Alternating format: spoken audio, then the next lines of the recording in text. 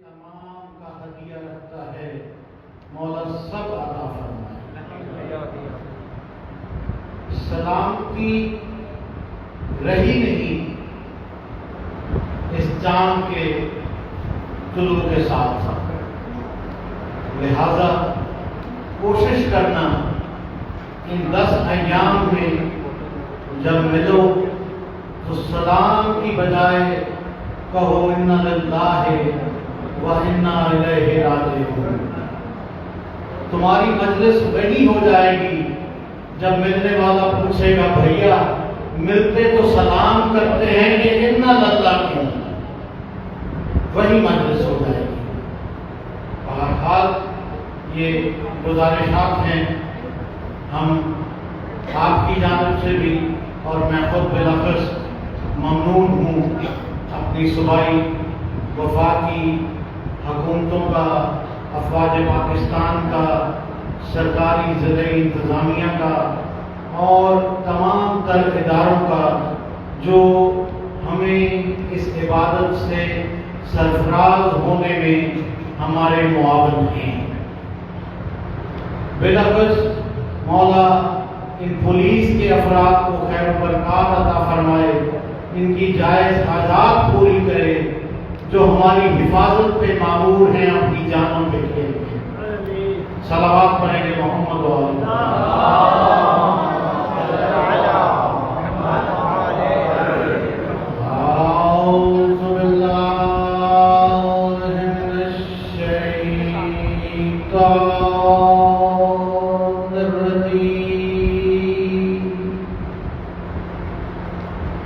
بسم اللہ الرحمن الرحیم۔ الحمد للہ رب العالمین والصلاة والسلام علی رسولہ العربی المکی المدنی القرشی الہاشمی الابتہی ابی القاسم محمد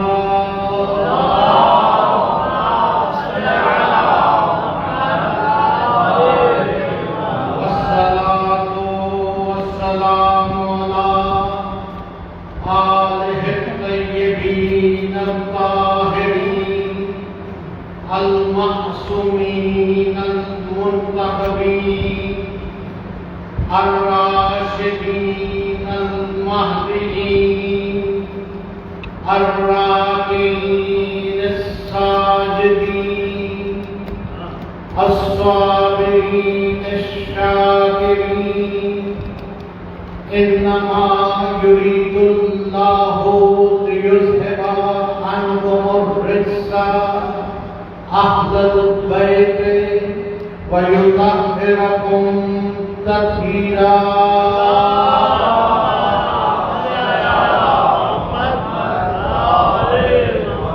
الحمد للہ الذی جعل لیلۃ القدر خیر من الف شہر وجعل محمد والد لیلۃ القدر وجعل علی کفو لیلۃ القدر وجعل زینب والکلثوم والحسنین وارثان لیلۃ القدر۔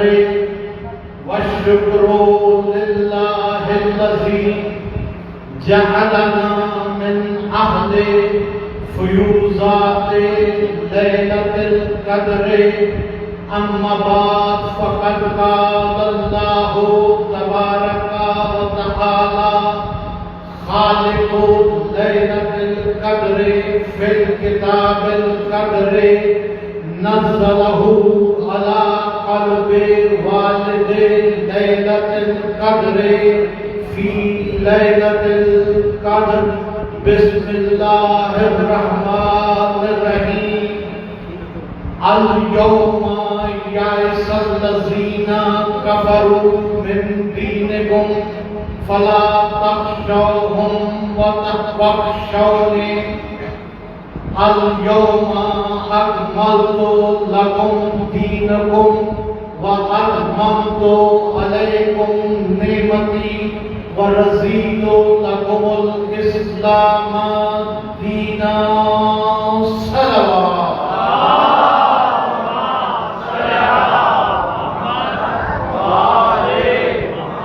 نعرہ تکبیر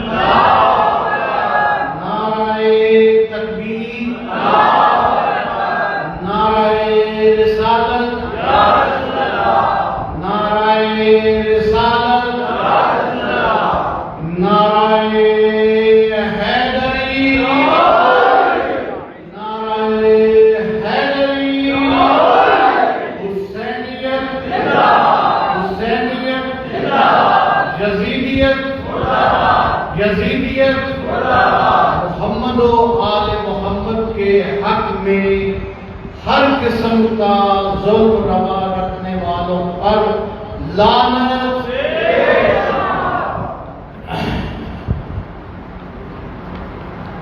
سرنامہ کلام میں سے اس بار سلسلہ گفتگو کے لیے سورہ مبارکہ المائدہ، جسے شکم سیر مولوی غذائی دسترخوان سمجھ بیٹھا، دراصل یہ محمد و آل محمد کا مخلوق الہی کے لیے بچھایا ہوا روحانی دسترخوان ہے۔ تو اس مائدہ کی آیت نمبر 3 کا نصف سے اگلا حصہ تلاوت کرنے کا شرف حاصل کیا ہے۔ کوشش یہ رہے گی کہ اس آیت میں جو 6-7 موضوعات ہیں، جن میں پہلا موضوع الیوم، پھر کفر اور کفر کی مایوسی، پھر اسی طرح سے دین اور کمال دین، اور پھر نعمت اور اتمام نعمت، پھر رضائے الہی یعنی سیدہ زہرا۔ تو یہ جو بھی 8 سے پہلے جو بھی ایام ہیں، جو بھی نشستیں ہیں، کوشش کروں گا حسب ثابت حسب معمول اپنے انداز میں جو خیرات وہاں سے پائی ہے وہ آپ کے گوش گزار کر۔ تو عرض میں یہ کرنا چاہتا ہوں کہ بڑے خوش نصیب ہو تم، اپنے گھروں میں محرم کا چاند دیکھا ہے۔ ہاں، بڑے خوش نصیب ہو جب تم نے محرم کا چاند دیکھا ہے۔ تمہارے گودیوں میں تمہارے بچے ہیں جنہیں تم کبھی دودھ پلاتے ہو، کبھی شربت پلاتے ہو۔ تم نے جب یہ چاند دیکھا ہے، تمہارے گھر والیاں، بہنیں، مائیں، بیٹیاں پردے میں۔ تم نے جب یہ چاند دیکھا ہے، تمہیں کسی بد میں، تمہیں کسی بد میں سفر کی صعوبتوں سے دوچار ہونا نہیں پڑا۔ بڑے مسکن انداز میں چاند دیکھا۔ جانتے ہو یہ چاند شب میں نکلتا ہے۔ داخل اسلام میں ظاہری طور پر جتنے بھی اہم ساتیں ہیں، بظاہراً اس کا تعلق شبہائے مبارکہ سے ہے، جن میں پہلی قسم مولا کے مولا نے کھائی، والفجر واللیال العشر، فجر کی قسم اور 10 راتوں کی قسم، وہ فجر جس سے محمد جیسا شخص طلوع ہوا، یعنی میری مراد والشمس والضحیٰ سیدہ فاطمہ زہرا،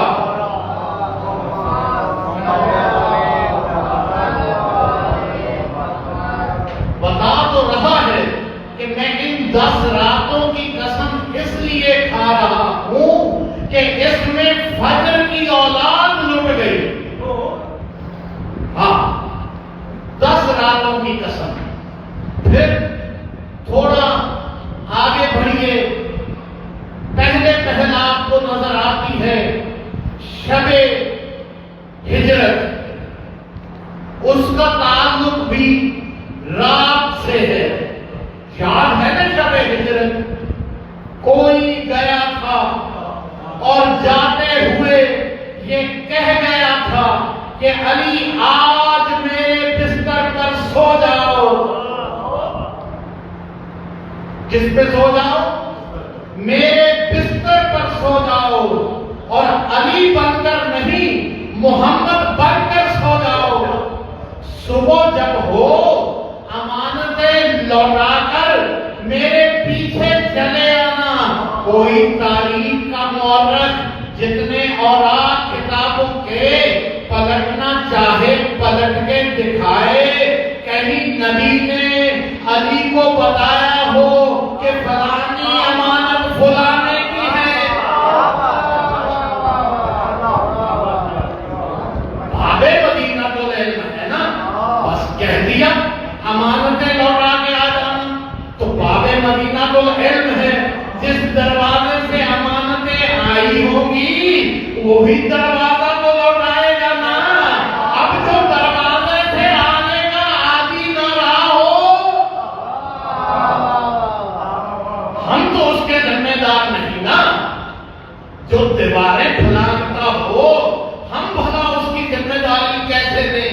ہاں، ہر اس کی ذمہ داری لیتے ہیں جو دروازے پہ آ کے سلمان کی طرح ریش اقدس سے جھاڑو دیتا رہا۔ یہ تھی شب ہجرت۔ اگلی ہے شب معراج، جب حبیب کو بلایا مالک لم یزل نے۔ دنیا یہ کہتی ہے کہ معراج ہوئی محمد کو، بھلا یہ سپیکر میرے لیے لگایا گیا، یہ منبر میرے لیے صدر مجلس رکھا گیا، یہ سامعین میرے لیے بلائے گئے، اب جو کچھ اہتمام کیا گیا بحیثیت خطیب، یہ اہتمام میرے لیے کیا گیا۔ دراصل تو یہ اہتمام ہے محمد و آل محمد کی خاطر، مگر بظاہر میرے لیے ہے، کیونکہ مائک نہ ہو، یہ منبر نہ ہو، آگے آپ کے سرسبز و شاداب چہرے نہ ہو، تو پھر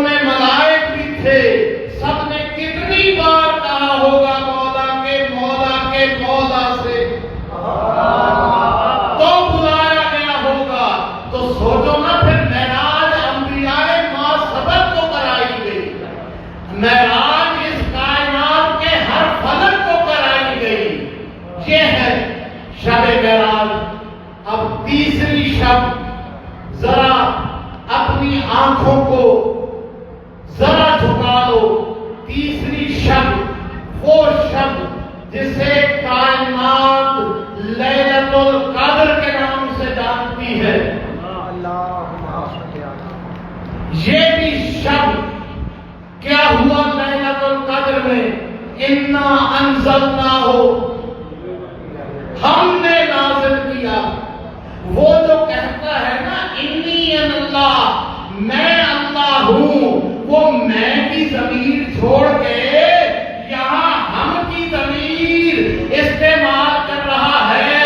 نہ جانے اس نزول میں کیا ہما ہمی ہے کہ وہ فرما رہا ہے انا انزلناہ، ہم نے نازل کیا، میں نے نہیں. اس کا کوئی کلام معرفت سے خالی نہیں ہے. یہ وہی ہے جو کہہ رہا ہے انی اللہ، میں اللہ ہوں. مگر جب نازل کرنے کی بات ہو رہی ہے تو فرما رہا ہے انا انزلناہ. تو تیسری شب ہے شب قدر. چیزیں اپنی ضدوں سے پہچانی جاتی ہیں. میں نے اتنی تمہید اس لیے باندھی کہ شب کے بعد ذکر کرنا ہے وعدے کے مطابق الیوم کا. ہاں اب پڑھو ذرا آیت. بسم اللہ الرحمن الرحیم، الحمد للہ رب العالمین الرحمن الرحیم مالک یوم الدین. وہ رحمان و رحیم جس کے لیے سب کائنات کی الحمد ہے، وہ مالک یوم الدین جسے دنیا مالک یوم الدین جانتی ہے، دراصل وہ خالق یوم الدین ہے. ہاں، اس خالق یوم الدین نے یوم الدین خلق کیا. کون سا یوم الدین؟ پہلا یوم الدین وہ سورہ آل عمران وَإِذْ أَخَذَ اللَّهُ مِيثَاقَ النَّبِيِّينَ، جب اللہ نے انبیاء کو جمع کیا اور انبیاء سے میثاق لیا اور کہا کہ میں تم سب کے بعد ایک نبی بھیجوں گا مصدقا لما جو تم سب کی تصدیق کرنے والا ہوگا. اب جب وہ آ جائے تو تم پہ واجب ہی نہیں، اوجب ہے کہ تم اس پر ایمان بھی لانا اور پھر اس کی نصرت بھی کرنا. یہ ہے. اور پھر اس یوم پوچھا کیا گیا الستو بربکم، کیا میں تمہارا رب نہیں؟ قالوا اقررنا، سب نے اقرار کیا کہ بے شک تو ہی ہمارا رب ہے، اور ہم تصدیق کرتے ہیں، ہم وعدہ کرتے ہیں کہ ہم اپنے آخری نبی کی، اس مصدق نبی کی، ہمارے تصدیق کرنے والے خاتم النبیین کی مدد بھی کریں گے اور اس پر ایمان بھی لائیں گے. ایمان تو سب لے آئے اس یوم الست والے یوم الدین پہ. آدم سے لے کر عیسیٰ تک جس نبی نے مدد کی ہو محمد رسول اللہ کی، آج نہیں قیامت تک مجھے تمہیں کہنے دو کہ اجازت ہے. دکھاؤ آدم نے محمد کی کب مدد کی؟ دکھاؤ نوح نے محمد کی کب مدد کی؟ دکھاؤ ابراہیم نے محمد کی کب مدد کی؟ موسیٰ نے کب مدد کی؟ عیسیٰ نے کب مدد کی؟ کب مدد کو آئے یہ سب کے سب. اور اگلی آیت میں وہ کہتا ہے کہ اگر تم میں سے فَإِن تَوَلَّوْا، اگر کوئی اس وعدے سے پھر گیا،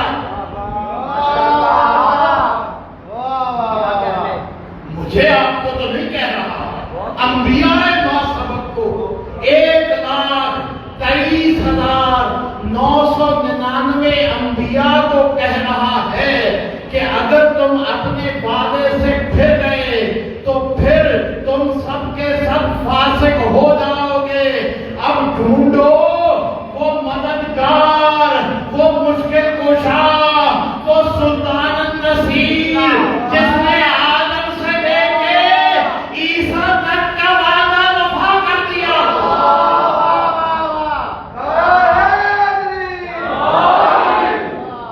یہ ہے شب دینی ہے نا، یہ ہے پہلا یوم الدین، یوم الست۔ اس دن بھی وزارت علی کی ہے نا۔ اب آؤ دوسرا یوم، اس کائنات میں آ گئے بشری روپ دھار کے محمد رسول اللہ، 40 سال برابر اپنے کردار سے بنوایا کہ میں صادق و امین ہوں۔ پھر حکم ہوا کہ اب آپ اعلان کر دیں۔ ہو گیا حکم۔ اس حکم کے آنے سے، کیونکہ یہ حکم حدیث قدسی نہیں قرآن تھا، وَأَنذِرْ عَشِيرَتَكَ الْأَقْرَبِينَ، اپنے اپنے اقربا کو جمع کر، اور جمع کرنے کے بعد انہیں دعوت دے، قولوا لا الہ الا اللہ وتفلحوا۔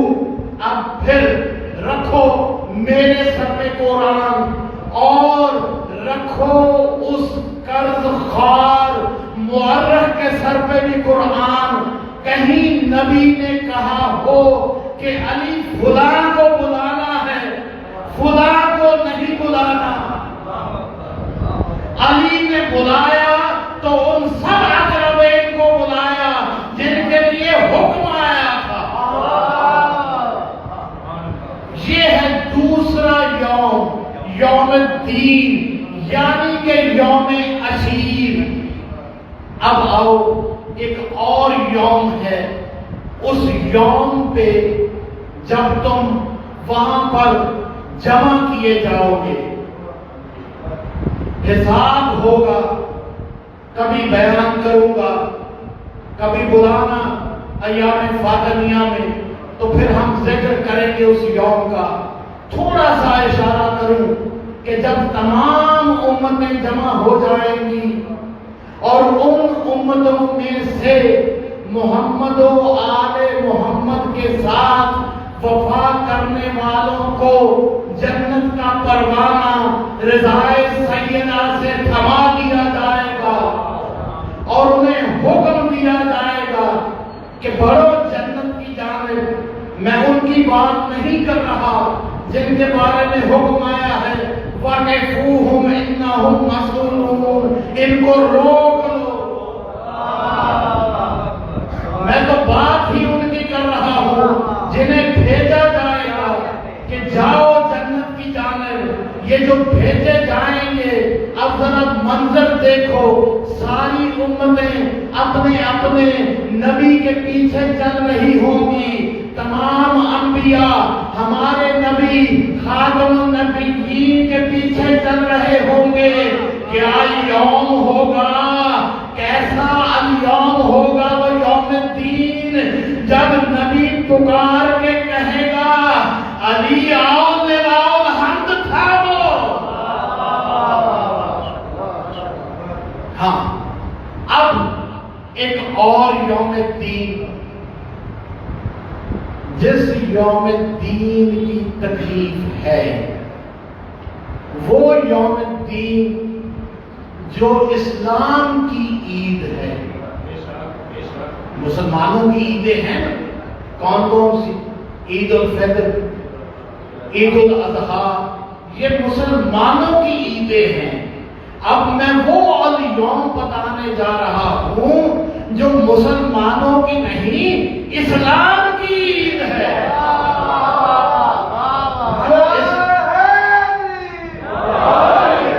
جو اسلام کے مصطفیٰ کی عید ہے، جو اسلام کے حسنین مجتبی کی عید ہے، جو اسلام کے مصطفیٰ پر ایمان لانے والے 1,23,999 انبیاء کی عید ہے، وہ یوم عید الیوم۔ ہاں، یہ ہے پہلا اس زمین کے فرش پہ سجایا گیا یوم، جس دن کافر مایوس ہو گئے۔ الیوم یائس الذین کفروا، میں نے پڑھ دیا تم نے سن لیا۔ ارے کافر مایوس نہیں ہوئے، جن لوگوں نے انکار کیا کافر۔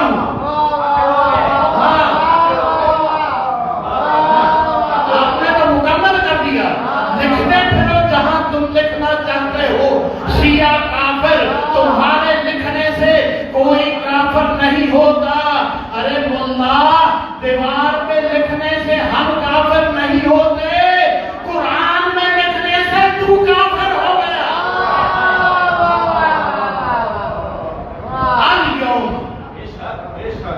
الیوم یائس الذین، صلوات پڑھیں گے۔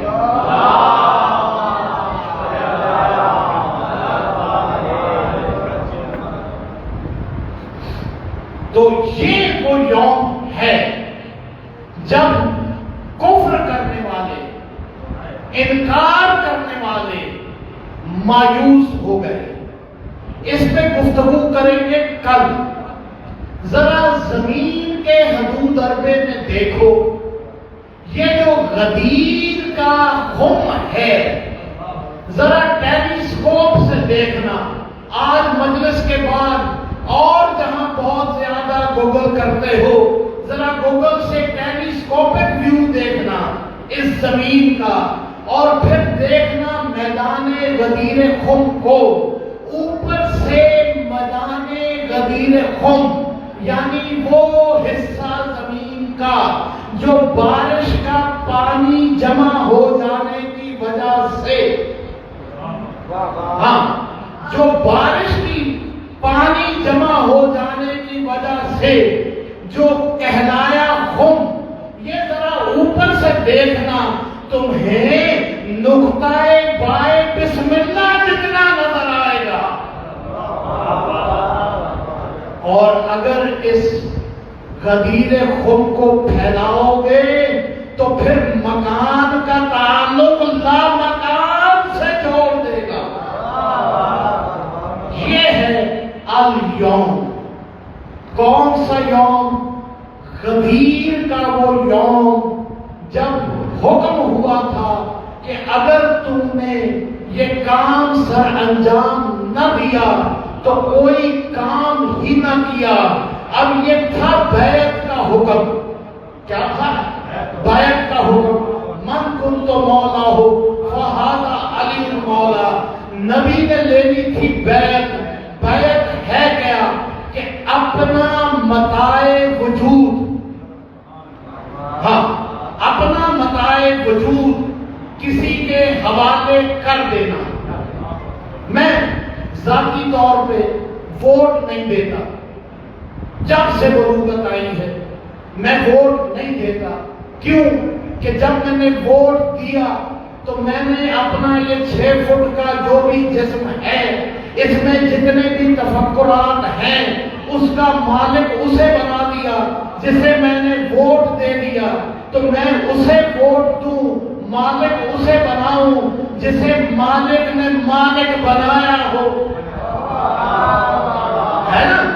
تو غدیر ہے بیعت، اور بیعت ہم شیعہ اللہ کے سوا کسی کی کر نہیں سکتے، کیونکہ یہ متاع وجود دیا ہے اللہ نے۔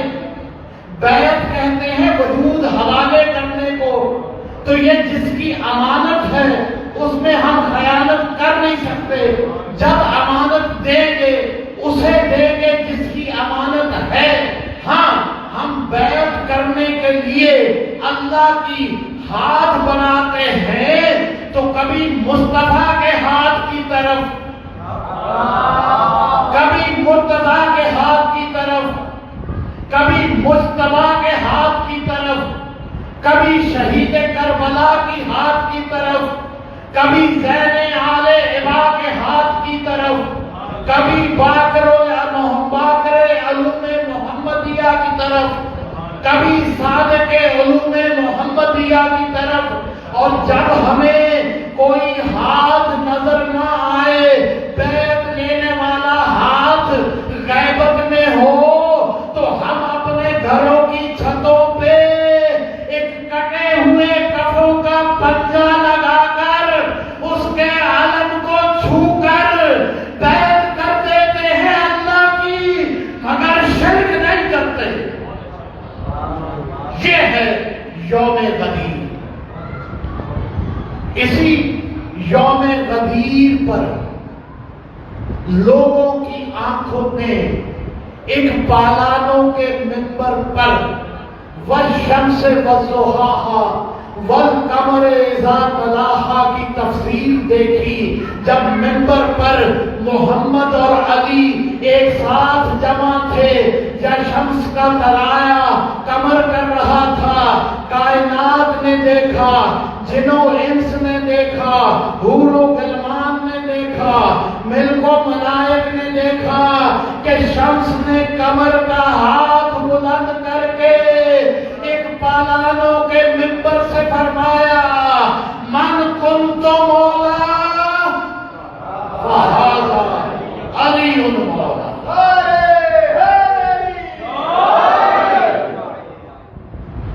یہ وہ ہے الیوم. سنو گے، شب لیلۃ القدر کی اصل ہے فاطمہ. ہاں، شب لیلۃ القدر کا متن ہے فاطمہ.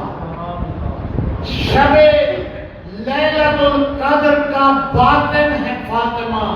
ذرا ہمت کرو گے، مالک یوم الدین نے جتنے بھی یوم الدین خلق کیے ہیں، ان یوم الدین کا اصل بھی علی ہے، متن بھی علی ہے، باطن بھی علی ہے. من کنتو مولا ہو فہذا علی مولا. یہی من کنتو کا پیغام بچانے. بڑا ادھر ایام محرم آتے ہیں، ادھر سوشل میڈیا پہ تقابل شروع ہو جاتا ہے کہ نماز اور ماتمی. بھلا ایک عمل کسی دوسرے عمل کی حجت ہوا ہے؟ عقیدہ تو عمل کی حجت ہو سکتا ہے. کسی نے کربان پہنی ہو، نظر آ جاتا ہے کہ سکھ ہے. کوئی یوں چلا آ رہا ہو، دنیا سمجھ جاتی ہے کون ہے. ہم سیاہ لباس میں ہوں تو لوگ پوچھ لیتے ہیں کہ آج کوئی مجلس ہے. عقیدہ تو عمل کے لیے حجت ہو سکتا ہے. ہم سے پوچھتے ہیں، خانہ خدا سے نہیں پوچھتے کہ تم بھی شیعہ ہو جو کالا غلام پہن رکھا ہے. ہاں، ہم سے پوچھ لیتے ہیں. تو عقیدہ تو عمل کی حجت ہو سکتا ہے، مگر عمل کی حجت نہیں ہو سکتا. میرے بیٹے نے میسم نے اشتہار میں نام لکھا مبلغ صراط آل محمد. میں بڑا خوش ہوا کہ پچھلے سال کا وعدہ یاد رکھا ہے، مگر آج دن کو ایک اشتہار میں نے دیکھا، اس پہ لکھ دیا حجت الاسلام والمسلمین. میں نے فوراً میسج کر کے سمجھایا کہ حجت الاسلام والمسلمین کل بھی محمد و آل محمد تھے، آج بھی محمد و آل محمد ہے. ہم فقط طالب علم ہیں، ہم فقط گداگر ہیں. تو یہ من کنتو مولا کا پیغام بچانے آئے حسین. کسی نے کہا کہ آدھا گھنٹہ ماتمی حلقے میں کھڑے ہونے والا 5 منٹ نماز میں کھڑا نہیں ہو سکتا. میں نے کہا بالکل جو تارک الصلاۃ ہو وہ جہنمی ہے، جو نماز کو ہلکا جانے وہ گناہ کبیرہ کا مرتکب ہے، مگر نماز اور ماتم کا تقابل نہیں۔ نہ ماتم نماز چھڑوائے گا، نہ نماز ماتم رکوائے گی، بلکہ نماز میں تمہارا دل 72 بار دھڑک کے تمہیں بتاتا ہے کہ حالت قیام ہو یا رکوع و سجود، یہ ماتم نہ نماز سے پہلے رکتا ہے نہ نماز کے بعد رکتا ہے۔ تو نماز کا ماتم سے کوئی تقابل نہیں، نہ ماتم کا تقابل سے ماتم سے کوئی تقابل ہے، دونوں اپنی اپنی جگہ پہ عبادتیں ہیں۔ ہاں، ریاکار کا نہ ماتم قبول ہے نہ نماز۔ تو میں گزارش یہ کر رہا تھا کہ جب لکھا جاتا ہے کہ مقصد نماز بچانے آئے حسین، تو بالکل بجا لکھا جاتا ہے۔ نماز واجب ہی محمد و آل محمد کے ذکر کے لیے ہوئی۔ کھولو اعمال الستین کے ازائی حوالوں سے لے کے شیخ صدوق تک کی کتابیں، نماز فقط واجب ہوئی ہے محمد و آل محمد کے ذکر کے لیے۔ تو نماز کا مقصد ضرور بچایا حسین نے، مگر خطرہ تھا من کنتو مولا کو۔ اسی لیے تو اللہ نے کہا تھا کہ بیان کر میرے حبیب اور نہ ڈر۔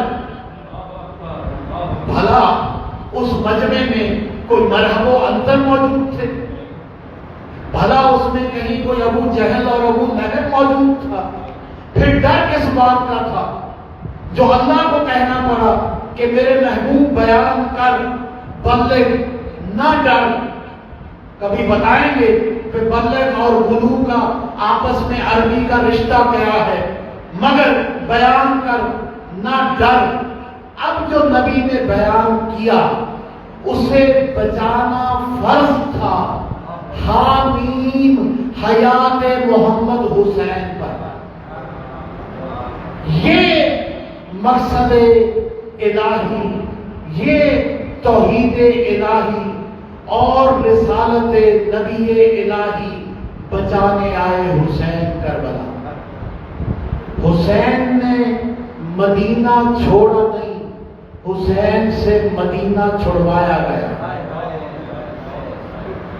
بھلا بتاؤ نا، نانا کا شہر تھا، اسی شہر میں نانا کو قرآن نے بابا کہلوایا تھا، اسی شہر میں دوش رسالت پر لوگوں نے سوار دیکھا تھا حسنین کو۔ تو یہ شہر حسین کیسے چھوڑ سکتے تھے؟ میں نے پچھلے برس بھی کہا تھا کہ کوفیوں کو دوش بعد میں دینا، ذرا مدینے جاؤ تو دستک دے دے کے پوچھنا کہ جب 28 رجب کو یہ مدینہ حسین سے چھڑوایا جا رہا تھا تو تم حسین کے ساتھ کیوں نہیں گئے؟ ہاں، خیر، مدینہ چھوڑ حسین پہنچ گئے مکہ۔ مکہ میں ذرا سوچو، باب مصائب ہے۔ اگر میں ممبر سے اٹھ کے چلا جاؤں تو بھائی وسیم معصومی سے لے کے میرا زور قمر سید حسنین بخاری تک سب پوچھیں گے نہیں کہ ہم تو مصائب کے در میں داخل ہوئے تھے، قبلہ آپ کدھر چل دیے؟ ذرا 8 ذی الحج کا دن سوچو، جب خطیب حج احرام کھول کے چپکے نہیں، مدینے سے تو شام کو نکلے تھے نا، یہاں مکہ سے تو احرام کھول کے 8 ذی الحج کو خود حسین نے بھی خطبہ دیا، حسین کے برادر جناب عباس نے خانہ خدا کی چھت پہ چڑھ کے خطبہ دیا۔ کبھی پڑھوں گا اس خطبے کے جملے، سورہ محمد کی پہلی آیات اور اس خطبے کے پہلے جملے بالکل ایک جیسے ہیں۔ تو مکہ چھڑوایا گیا یہ سازش کر کے کہ احراموں میں تلواریں چھپا کے آئے تھے، حسین کے خون کے پیاسے تھے، حسین نے خیمے جلوا دیے، غلاف کعبہ بچوا دیے۔ اس مکے کو چھوڑ کے حسین 8 ذی الحج کو بیویوں کو لے کے روانہ ہو گئے جانب کربلا۔ سنو گے بتاؤ یہ روانہ ہونا کتنا مشکل تھا۔ اس قافلے میں 5 بہنیں تھیں حسین کی، ہاں 5ویں بہن تھی سکینہ بنت علی، جو شام نہیں گئے، مولا انہیں شام لے جائے، وہاں تم جاؤ تو دیکھنا وہاں مزار ہے سکینہ بنت علی و فاطمہ کا۔ ہاں 5 بہنیں تھیں، 5 بیٹیاں تھیں حسین کی اس قافلے میں۔ سنو گے، اصغر کو سکینہ ملی تھی، ہاں اصغر کو سکینہ ملی تھی۔ یہ جو اکبر تھا نا لیلا کا بیٹا، ماں سے اس کی کوئی سگی بہن نہیں تھی، اور یہ جو جناب صغرا ہے جو 28 رجب کو تنہا رہ گئی، یہ 53 ہجری میں مولا حسین علیہ السلام کو عطا ہوئی تھی۔ ان کی والدہ کا نام تھا ام الولد، اور ان کی ولادت کے 10 دن بعد آپ کی والدہ کوچ فرما گئی تھی۔ آپ کی والدہ کے جانے کے بعد مولا کے عہد میں جناب رباب آئیں۔ جناب رباب جب تشریف لائیں، آپ نے زنجیر در میں ہاتھ ڈال کے جو درود کی تلاوت کی، اور یہ تلاوت سنی مخدومہ عالیہ نے، تو مخدومہ عالیہ نے آواز دے کے کہا کہ رباب مانگ کیا مانگتی ہے؟ اب جو رباب نے گھر میں دائیں سے بائیں، بائیں سے دائیں نظر دوڑا کے دیکھا تو ایک ہی عرض کی کہ اے تیری مخدومہ عالیہ، یہ جو آپ کے ہاتھوں میں بچی ہے صغرا، یہ فاطمہ صغرا مجھے عنایت فرما دے۔ بی بی عالیہ نے صغرا کو رباب کی گود میں ڈالا، اور رباب نے گود میں لے کے صغرا کا ماتھا چوما۔ دن گزرتے گئے، رتیں بدلتی گئیں، 4 سال گزرے، رباب کو عطا ہوئی حسین کے سینے کے سکون کی سکینہ۔ سکینہ کا آنا تھا، ایک زانوں پہ سکینہ، ایک زانوں پہ صغرا، ایک زانوں پہ سکینہ، ایک زانوں پہ صغرا۔ اس طرح رباب نے 2 بیٹیاں پالی۔ جب سکینہ نے ذرا ہوش سنبھالا تو جب بھی رباب کو موقع ملتا سکینہ سے کہتی تھی چٹکے سے کہ کبھی بہن صغرا کے آگے بلند آواز میں بات نہ کرنا۔ ذرا سوچو، جب بار بار ماں یہ کہتی ہو کہ بیٹا اپنے سے 4 سالہ بڑی بہن کے آگے آواز بلند نہ کرنا، تو کسی دن تو سکینہ نے پوچھا ہوگا نا کہ اماں رباب بتا تو صحیح، آخر ہم سہیلیاں ہیں، ہم جولیاں ہیں، بہنیں ہیں، کھیلتے کھیلتے کبھی آواز بلند ہو ہی جاتی ہے، میں کیوں آواز بلند نہ کروں؟ تو رباب نے کہا ہوگا سکینہ سے کہ بیٹا یہ ماں سے یتیم ہے، یتیموں سے بلند آواز میں بات نہیں کرتے۔ ذرا سوچو عزادارو، اس دن سے سکینہ کے ذہن میں بیٹھ نہیں گیا ہوگا کہ یتیموں سے بلند آواز میں بات نہیں کرتے۔ ہائے سکینہ، ہائے کربلا۔ ہاں تیاری ہو گئی، قافلہ چلنے لگا۔ اس تیاری سے پہلے फहरिस्त बन चुकी थी, फहरिस्त सुगरा देख चुकी थी, जिसमें सुगरा का नाम नहीं था।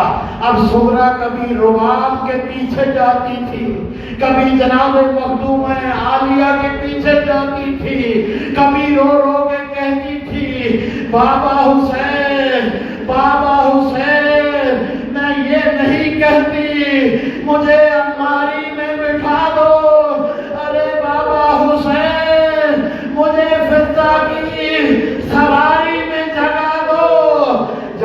जब सुगरा ने देखा कि मेरा ना नाम फहरिस्त में है, ना कोई जाने वाला मुसाफिर मेरी तरफ मुतवज्जा होता है, तो बड़ी अपने हिस्से के भाई की जानब कहा, भाई अकबर, बाबा ने तेरी शादी की बातें की थी, अब तू सफर पे जा रहा है, वादा कर कि जब तेरी शादी होगी तू अपनी बहन को बुलाएगा। अकबर ने जो वादा किया, अब सुगरा ने एक अजीब फरमाइश की। सुगरा ने नन्हे नन्हे हाथों से अपने घर की दहलीज पे ढेरियां बनाई, कहा अकबर इन पे पांव रख। अकबर ने पूछा क्यों? कहने लगी जब जब याद आएगा तेरे निशाने कदम पे अपने गाल रख के। जब अकबर की तरफ से भी मायूसी हुई सुगरा को, अब सुगरा ने अपनी आखिरी जमानत हाथ में ली, आई अम्मा रुबाब के पास, आकर असगर को गोद में लिया, कहा असगर तू 18 दिन का है ना, तू 18 दिन का है, बड़ी उम्मीद लेके आई हूँ। असगर तू ऐसे कर, मुझे अपनी कनीज बना ले, मैं तुझे खिलाऊंगी, मैं तुझे पिलाऊंगी, मैं तेरा ख्याल रखूंगी। इन सब से कह कि मैं तेरी परवरिश करने के लिए, मैं तेरी खिदमत करने के लिए मैं तेरे साथ चलूंगी। असगर समझ गया, असगर सुगरा के सीने से लिपट गया। रुबाब आई, असगर को लेना चाहा, असगर सुगरा के चेहरे की तरफ चेहरा कर गया। अब जो मखदूमा आलिया ने आगे हाथ बढ़ाया, असगर ने चेहरा नहीं घुमाया। अब जब ये मंजर हुसैन ने देखा, हुसैन बढ़े सुगरा की जानिब